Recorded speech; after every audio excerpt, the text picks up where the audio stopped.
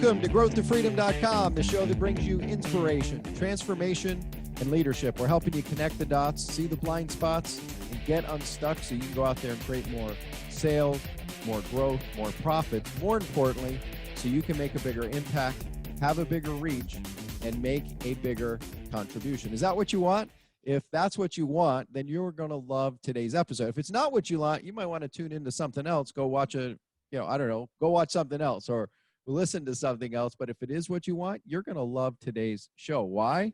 Because if you're looking at a place in time, if you're struggling with being able to execute, if you're struggling to be able to navigate, like, what should I focus on? How can I get more done? Maybe you find yourself in a little bit of a rut, maybe a little bit stuck, right? Or you and your team's performance is down, then you're going to love the strategies with today's expert.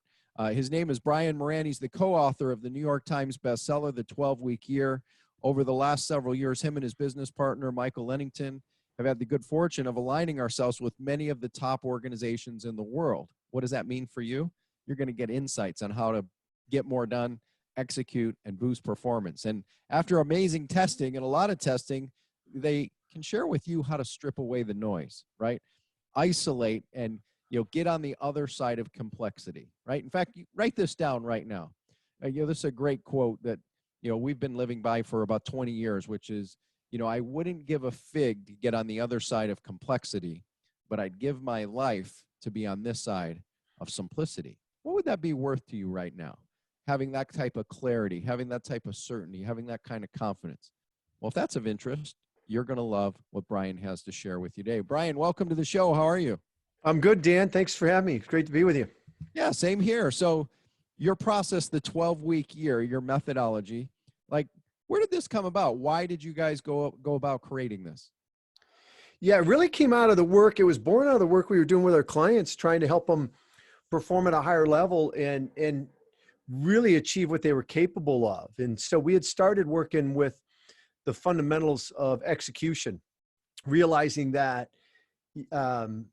most of the folks we work with didn't need another idea, right? Whether it's a small organization, a large organization, there's lots of resources. They've all got great ideas. We saw that the primary breakdown, the thing holding most people back, was a lack of execution. And so we started to really work with that. And out of that was born this notion of the 12-week year, because of the fact that in an annual environment, we just saw it was easy to put things off. Yes. In January, December looks a long way off. And so throughout the year, it's just easy to feel like you got lots of time. And so things get put off. And that's really the difference between where people are currently operating, what they're capable of. It's not about working harder or longer. It's really about just being more consistent with the things that matter. And one more done this week, and one more done next week, and one more done the next week. And it can have a profound effect, almost like compound interest, Dan, in a short period of time. Now speaking, I want to speak to the elephant in the room, Brian. I'm sure you've dealt with this, navigated this a bit. For that creative entrepreneur that has a tendency to be like the type A kind of personality, charge hard, charge fast, have 100 to-dos on their to-do list every day, and prides themselves on getting so many of those things done. Yeah. And they come to you and go, okay, well, I appreciate this for others, but for me, like, this doesn't fit for me and my style. What would you say to that person? What would you say to that founder, that CEO? Well, a couple of things, Dan. First off, you can't help somebody go to where they're not willing to go. You can't coach somebody if they're not coachable. So, Henry Ford said, if you think you can or you think you can't, you're right. So I don't spend a lot of time trying to win that person over, to be honest with you. We have a track record of 20 some years of amazing results. So, and it's through all different personalities. The great accomplishments don't come from getting all the minutia done and getting everything checked off your list. It's really about the big rocks and moving those consistently. And so if someone doesn't get that, they don't get it. It's it's hard to, because I've tried for years, thinking I had no one left behind. Well, the reality is you can't take people where they're not willing to go. And so true. If you're asking, conceptually, what's the argument, which I think is probably more what you're asking, is the reality is we all have limited capacity. I don't care how much energy you have limited energy. I don't care, you have limited physical time, you have limited intellectual capacity. And so you can use that all up on a bunch of little stuff, or you can decide that, hey, I'm going to focus on the things that matter most. And life is much more rewarding when you're focused on those, because not only do you accomplish more, but it reduces the stress. And it provides you the opportunity then to live the life you want in all the areas of your life, not just in one, not sacrifice everything for this one area. So true. And I'm curious, Brian, what's your take? Like, what are some of the biggest mistakes, right, that you see people making? Maybe you've got a story of like some of your biggest mistakes where this grew out of, and what can we learn from that? Well, I think one of the biggest mistakes is thinking it's something you don't know, or some new idea or strategy that's going to take you to the next level. So like FOMO. Yeah. All ideas are good. They're great, but in and of themselves, they're not the difference maker, because the marketplace only rewards the ideas that get implemented. And so chasing another day. And so we add to our potential and our capacity when we're not even tapping the current potential that we have, right? We're adding another idea, and all these things are all sub-optimized because we don't have a system or a process to really execute them at a high level. And as you're listening or watching right now, did you just catch what Brian mentioned, right? Which is the market rewards ideas that you implement. What would it be worth for you to translate and transfer the energy of ideas to implementation, to transfer the ideas to getting more done and moving those big rocks? How would that shift the game for you? How would that transform your business, your peace of mind, your sanity, and a whole lot more? Brian, so, as we look at this idea of the 12-week year, right, what's the first step that somebody needs to really look at taking to adapt this way of life, this way of operating? Yeah, the first step is realizing that, your thinking creates your actions, drives your results. And so how you think about the year, right? Getting out of that annual environment, really embracing 12 weeks as the year, where there's not 4 of those in the year. That's annualized thinking, where there's just this 12 weeks followed by the next. And so there's a hard line in the sand. That's the first step, because, I'll ask groups, why do we behave differently at the end of the year than we do in the middle? And inevitably, it's because there's this deadline where we're going to measure our success or failure. And that deadline at the end of December at one level is arbitrary, but it has an impact. And so when you embrace 12 weeks as the year, that deadline is now closer.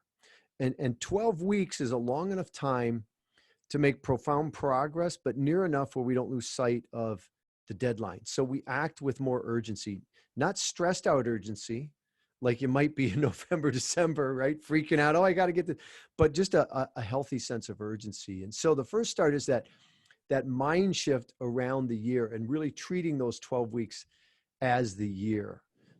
Forget annual goal setting, forget annual planning. It's just, you'll do better with it than none at all, but it's really ineffective. Start setting your goals every 12 weeks, connect them to a longer term vision, start building out 12-week plans. Dan, that's really the first step. And as you're listening or watching right now, how would it translate the game to simplify things for you, to get more done, to have a 12-week plan? Well, guess what? When we come back, we're going to take a deeper dive on some of the strategies you can put in place today so that when you walk away from this session today, this episode today, this segment today, you're going to have clarity, you're going to have certainty, you're going to have a blueprint and your plan to be able to go forward, to build a great 12-week plan, to get more done, to execute more, and boost performance. That and a whole lot more coming up with Brian Moran on growthtofreedom.com. Thanks for listening to this episode of growthtofreedom.com. Are you struggling to get a steady flow of new clients every day, or maybe hit a plateau or hit a wall in growing your business? Well, let's help you solve this problem today. Let's review your business and have a conversation. You can do that for free today at breakthroughstrategycall.com. That's breakthroughstrategycall.com. In addition, if you're looking for a simple way to implement some of what we've been talking about in today's episode, then I want to encourage you to get our free small business toolkit. You can get that at activate.breakthrough3x.com. That's activate.breakthrough3x.com. If you'd like access to the special resources and all the show notes for this special episode, make sure to visit growthtofreedom.com. Yeah. Now, did you come from the strategic coach world, Brian, or how did you Nope. evolve into doing what you're doing? No, my background's been, I started in management in college. I was paying my way through UPS, Yep. hoofing boxes, and they offered me a promotion to run the reload part-time. I was getting a degree in physiology to be a strength coach, and ended up loving that so much. They offered me a full-time position, but it was in Michigan. And that's when I said, hey, I'm going to California. So left there, joined PepsiCo, advanced in that, joined a consulting firm. And so, just really got switched on early on about how to perform at a high level. I mean, even when I was a kid, I was kind of wired that way, right? If I was doing something, I always wanted to do it the best I could. My dad was always like, if you're going to do it, right, give it 100% or don't do it at all. So, I mean, I would time myself on my paper route just to make it interesting and fun. So that's kind of, it's always been part of my makeup. That's fascinating. As you're listening right now or watching right now, by the way, grab a pen, grab a piece of paper. You're going to want to come back to this episode, and you can, number one, get this episode at growthtofreedom.com/286. That's growthtofreedom.com/286. If you never want to miss an episode, you can go to growthtofreedom.com/subscribe. That's growthtofreedom.com/subscribe. Brian, thanks for kind of taking us on that quick. Now, I'm curious, as a strength and conditioning coach, where in Michigan were you going to be a coach? Well, it's interesting because at that time, not even every football team had one. Right. And let alone basketball and hockey and baseball. There was still this notion that you'd be muscle bound. So, I was looking to land it with a football team somewhere because that's the only groups that had them at that time. That's awesome. Now, as we look at this idea of the 12, week year, right? So we've got the first step. We've got to have the mindset wrapped around it. What are a couple other steps that somebody can take to start building momentum, to build moving forward so they can get more done, execute more, and boost performance? Yeah, good question. I mean, the 12-week year, we took that concept, Dan, and then we bundled it with the fundamentals that drive execution. And there's a set of 5 disciplines. And so when you ask first step, the first discipline is vision. It's really about understanding what you want in life and building out a compelling vision. Now, what's different with the 12-week year than a lot of what people have done is we don't start as an entrepreneur or a business or owner or leader. We don't start with your business. We start with your personal life. What do you want your life to look like 3 years from now, 5 years from now, 10 years from now? And by the way, what does great look like? Not good. God willing, you're going to be here. Let's make it great. And then we look at your business or your career and say, okay, what do you need to do there to line and enable that? So there's an emotional connection between what you do Monday through Friday and the life you want to live. And the stronger that connection is, the easier it is for you to step out and do things differently and do different things, which is key to growing. So we've got step one, which is create a vision. Now, by the way, as you're listening or you're watching, don't underestimate the simplicity. Watch yourself going, oh, I've already kind of done that. Well, when is now the best time? This is what I share with my kids and what they're pursuing. When is now the best time, right? Would now be the best time to recalibrate it, to re-explore it, to open it back up, because can things shift? And when the world shifts, maybe we need to shift, and maybe we've got new priorities today that you can look to focus on, right? So we've got that next step of creating a vision. What next? Yeah, well, part of that too, Dan, is not just creating it, it's staying connected to it, because that's where it has its power. And then once we're clear on that, then we build the plan. But 12-week planning is different than traditional planning. It's much more focused. Most plans have too much in them. They're overwhelming. People end up diffused. Nothing gets executed.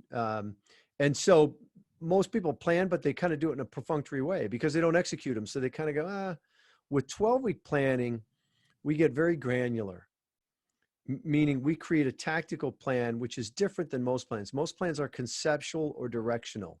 You can't execute concepts.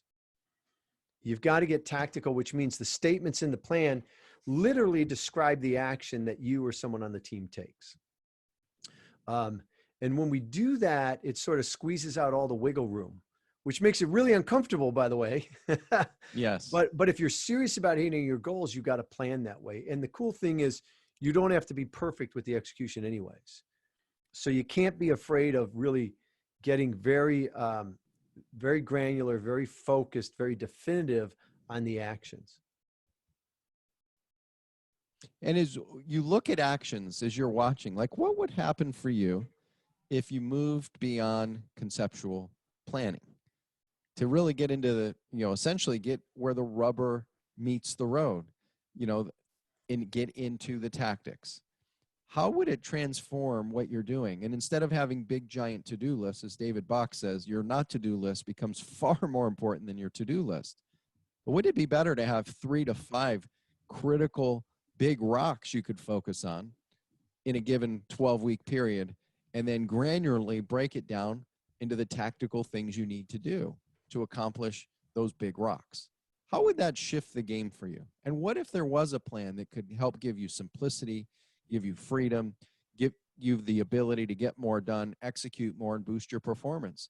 And what if it was as simple as putting a 12-week plan and throwing away all the other traditional goal setting programs maybe you've had a part of, or goal planning you've had a part of in traditional business? Because most of the time, guess what?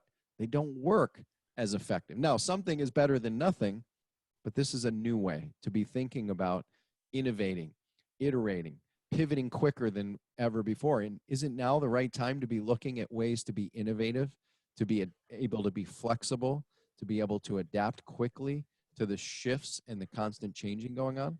Well, if so, you might want to take an opportunity to dive into the 12-week plan.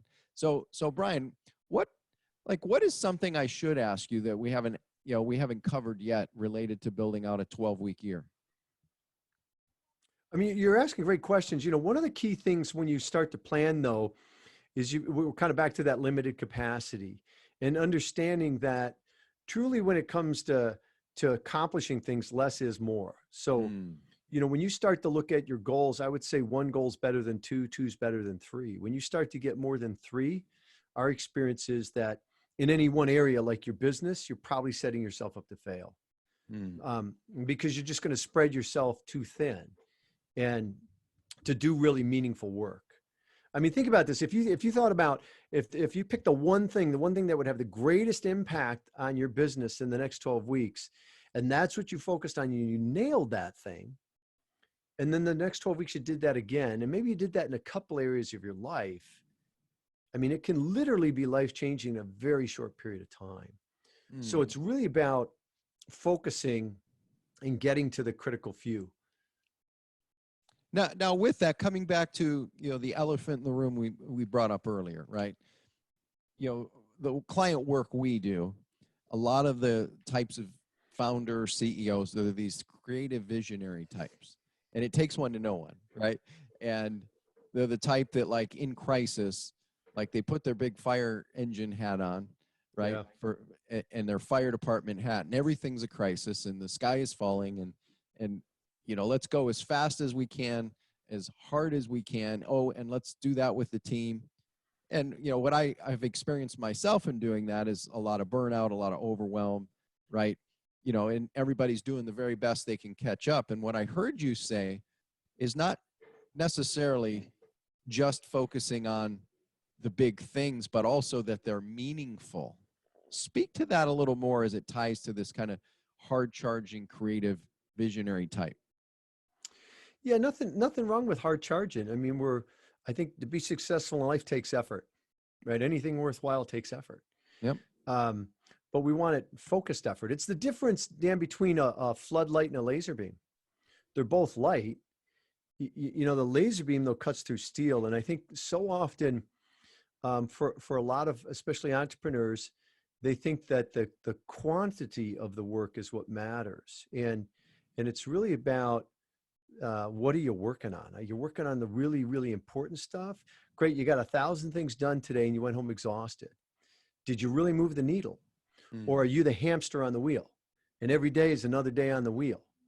And that creates a lot of stress. And And candidly, the results aren't anywhere what they could be. So if you're succeeding doing that and you took that energy and you focused in on a few areas, my gosh, think about what could happen, right? Think about how far you could go, how fast you could go with focus. And oftentimes, creatives go, well, I don't like structure. Well, creativity without structure is chaos.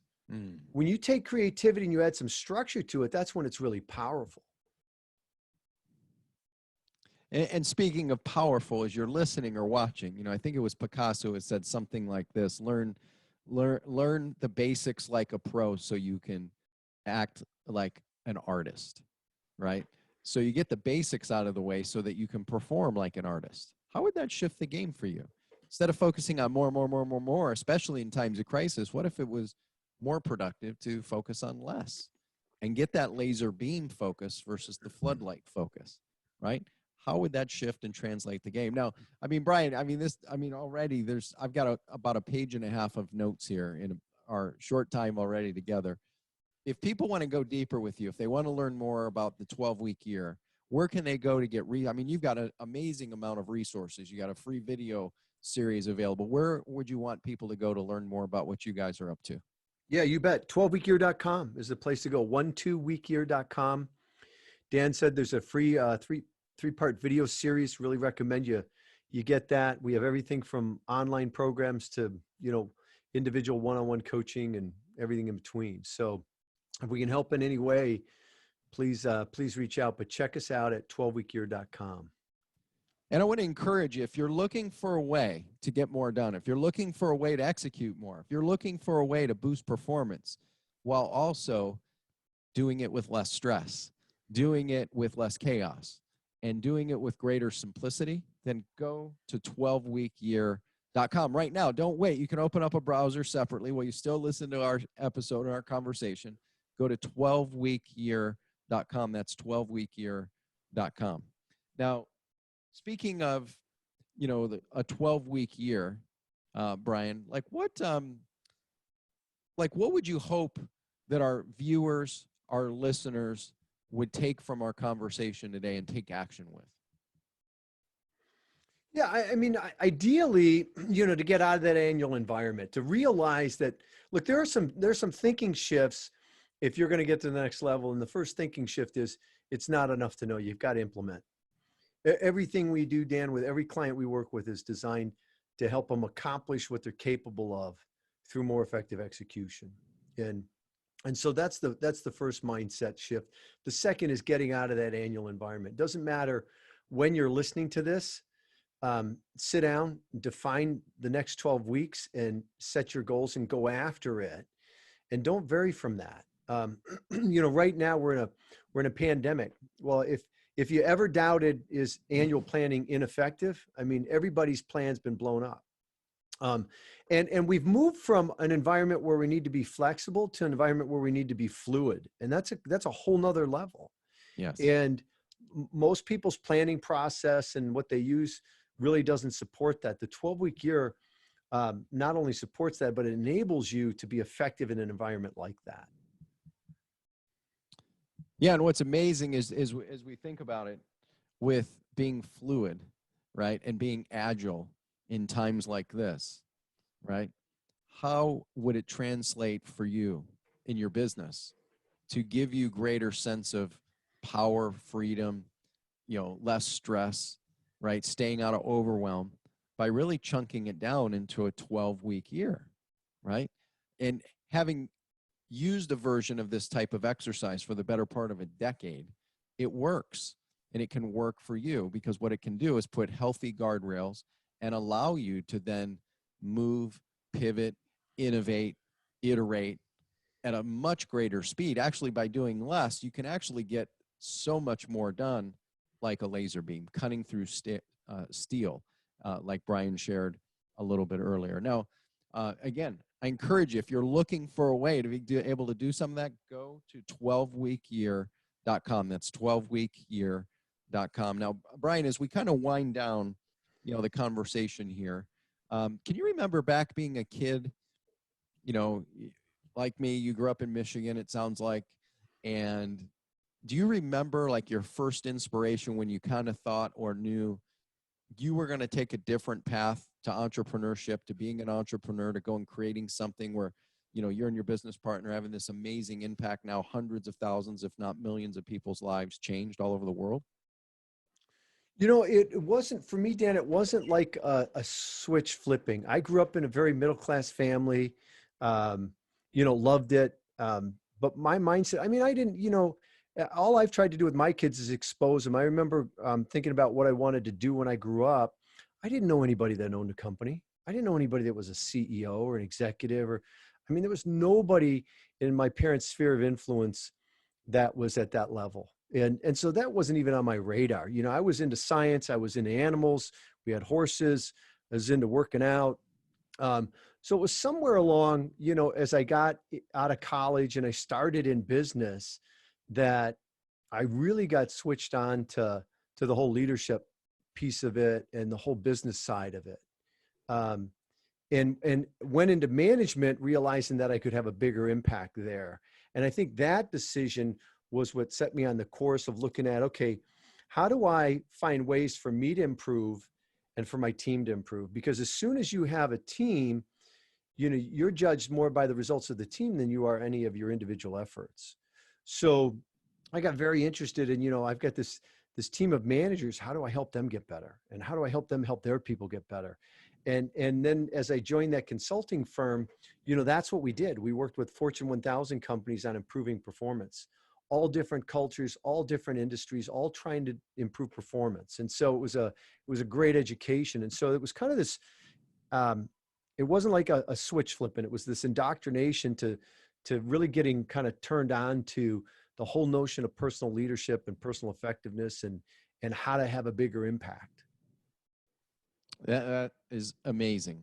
And again, as you're listening, you want to get you've gotten a glimpse. If you want to go deeper with this, I encourage you to go to 12weekyear.com, you know, get access to some of the resources Brian or company are making available for you. Now, Brian, can you remember a time as you've been on this journey, like if you could think of potentially your biggest failure or maybe your biggest mistake in business? What would that be? And then what could our viewers and listeners take from that would help them as it relates to the 12-week year process? Well, there's a lot to choose from there, Dan.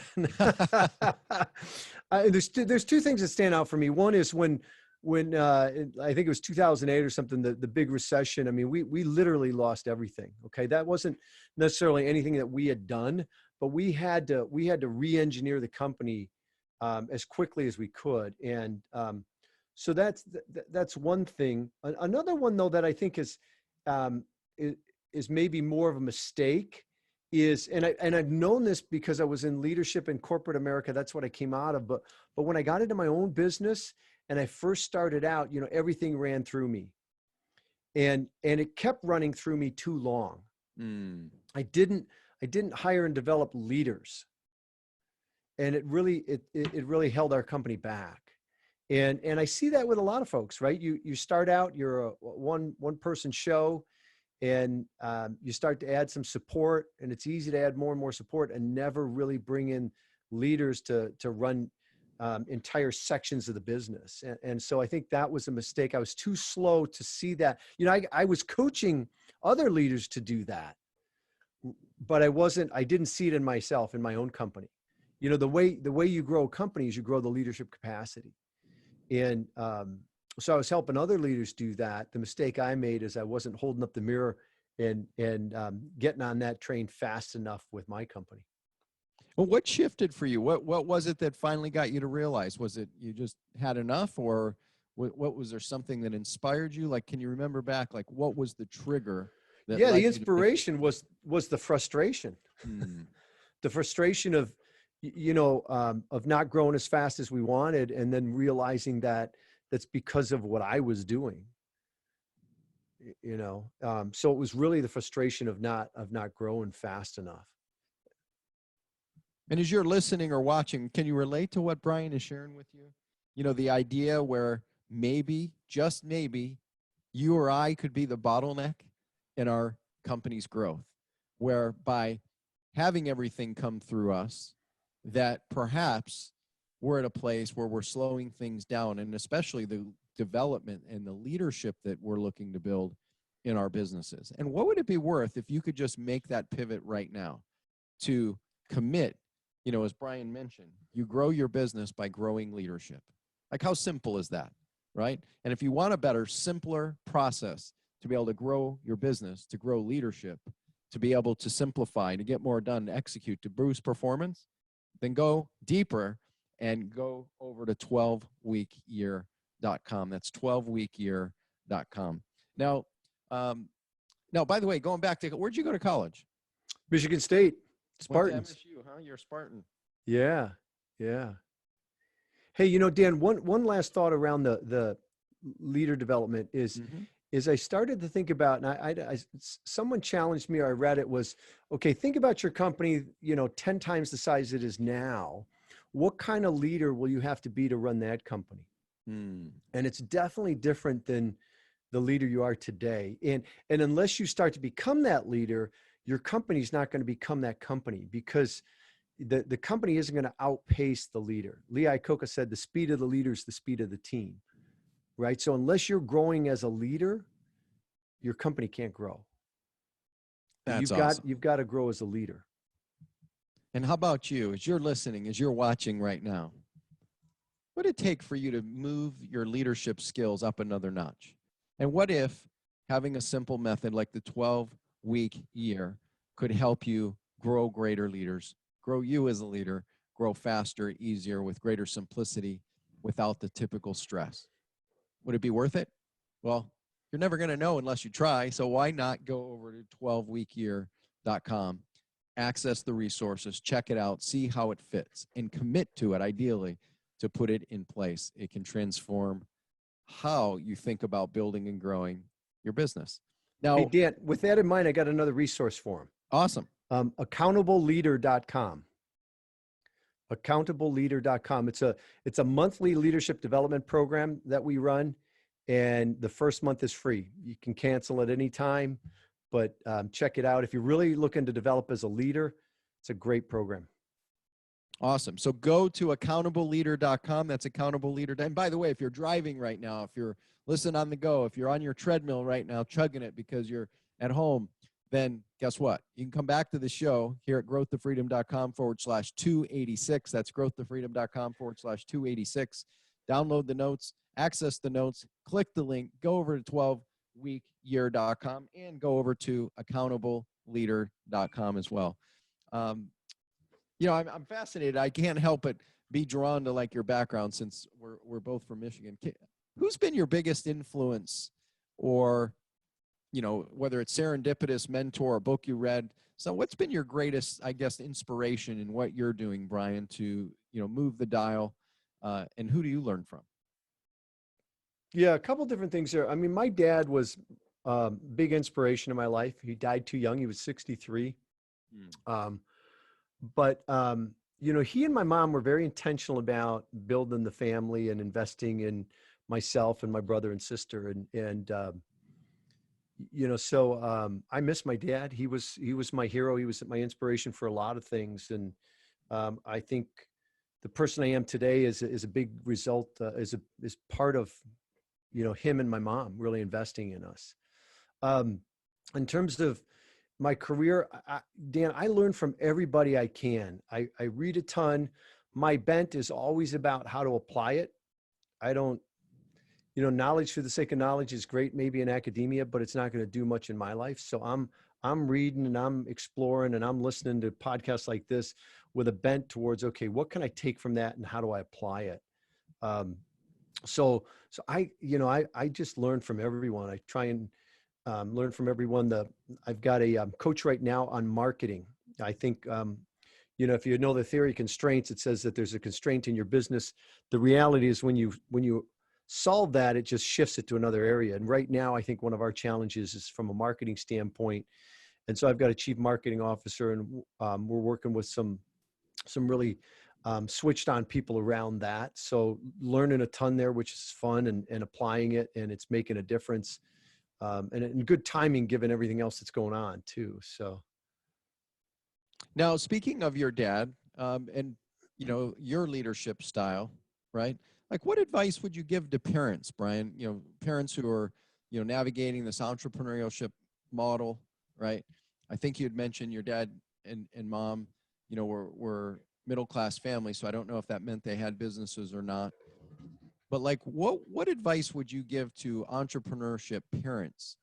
And you mentioned investing in you as a kid.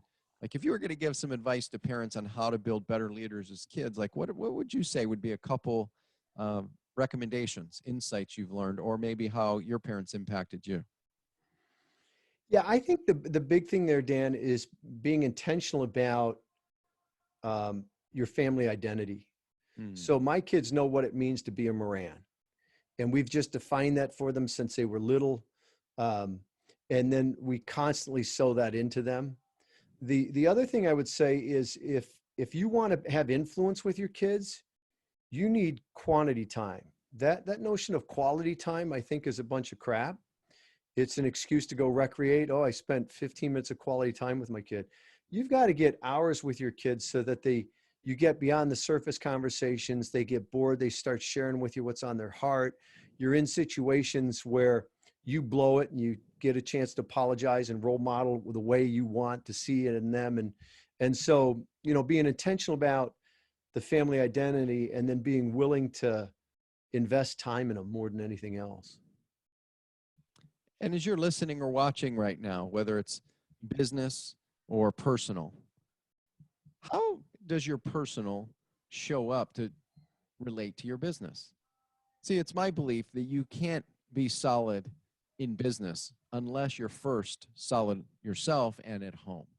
Because whatever is happening at home will ultimately bleed over into the business. So if your front stage of home is a mess, your backstage of your business will ultimately be impacted. What could you learn from Brian in the simple example he shared about your family identity?